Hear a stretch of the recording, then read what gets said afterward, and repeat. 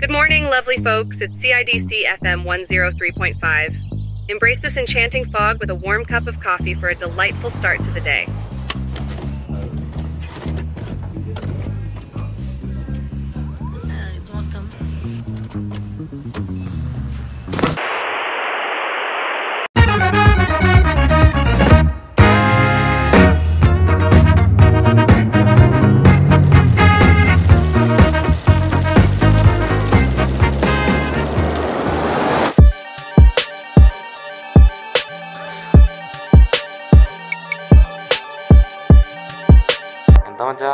പുതിയ trip video plan ഉണ്ടെന്നൊക്കെ കേട്ടല്ലോ.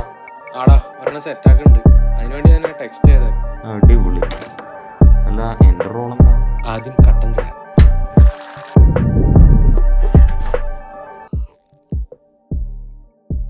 എടാ കുറച്ചൊക്കെ ഞാൻ ചെയ്തിട്ടുണ്ട്.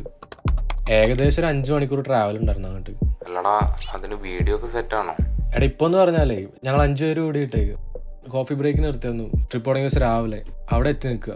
5 പേര് ആരൊക്കെ? എടാ ഞാനും എൻ്റെ റൂംമേറ്റ് ഫ്ലെമിൻ, പിന്നെ നിതിൻ, അനുരാജിനെ ചിലപ്പോൾ നിനക്ക് അറിയുണ്ടാവും, പിന്നെ കിക്കി ഉണ്ടായിരുന്നു. അവിടെ എന്താണ് കാണാൻ? എടാ അതൊരു കൺസർവേഷൻ ഏരിയ, സംഭവം ഭയങ്കര അടിപൊളിയാണ്. നിനക്ക് വേണമെങ്കിൽ ഗൂഗിൾ ചെയ്ത് നോക്കിയപ്പോൾ കാണാൻ പറ്റും. ടോബർമോറി അല്ലേ? അതെ. എടാ എനിക്ക് ഇതിൻ്റെ ഹെൽപ്പ് വേണ്ടത് എവിടെയാണെന്ന് വെച്ചാലേ, ഞങ്ങൾ കോഫി കുടിക്കാൻ വേണ്ടി ഞാൻ ബ്രേക്ക് എടുത്തില്ലേ, അവിടെ ഞങ്ങൾ ട്രിപ്പ് കണ്ടിന്യൂ ചെയ്യണമല്ലേ, അത് നിന്നോട് എക്സ്പ്ലെയിൻ ചെയ്യണ പോലെ കൊളാബ് ചെയ്യാമെന്ന് ഞാൻ വിചാരിച്ചത്. അതിന് നീ ഫുഡ് അടിക്കാൻ കയറി വരാനുള്ള കഥയല്ലേ പറഞ്ഞിട്ടുള്ളൂ. എടാ അതിന് ശേഷമാണ് ആക്ച്വൽ ട്രിപ്പ് തുടങ്ങണേ, മറ്റേ 5 hours drive.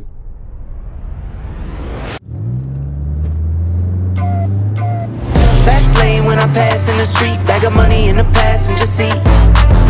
Simcoe's been asking for me on the road from the west to the east. Way up, I might never come down, on the coast racking up the flight miles. So high, I might never come down, so what, this is my lifestyle.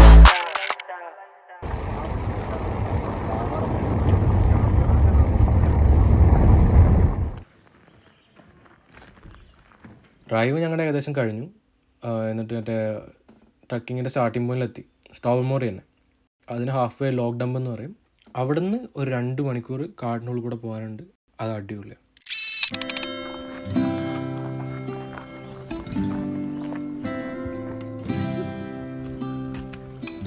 North കൊറിയയുടെ പോലെ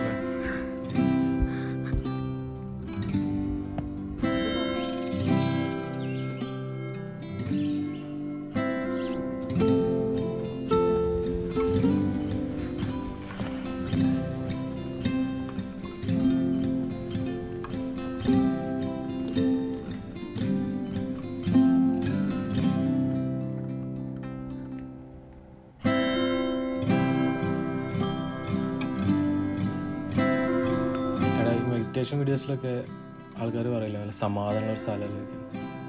എനിക്ക് തോന്നുന്നില്ല ഇതിന് മേലെ എന്താ.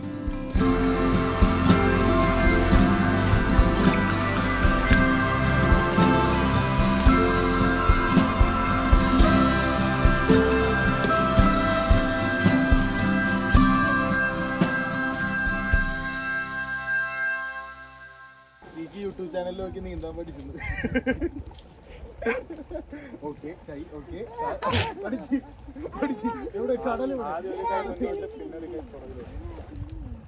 അവിടുന്ന് ഞങ്ങൾ മറ്റേ ടോബർമോറിയുടെ കുറച്ച് ആളും തിരക്കൊക്കെ ഉള്ളൊരു സ്ഥലമുണ്ട്.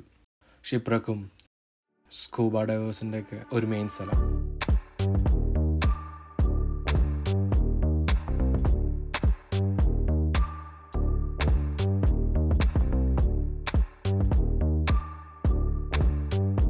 അവിടെ എത്തണ വരെ ഞാൻ വിചാരിച്ചായിരുന്നു ഈ കപ്പലും കിടക്കണ ആൾക്കാരെ എന്തിനാണ് കാണാൻ വരുന്നത്.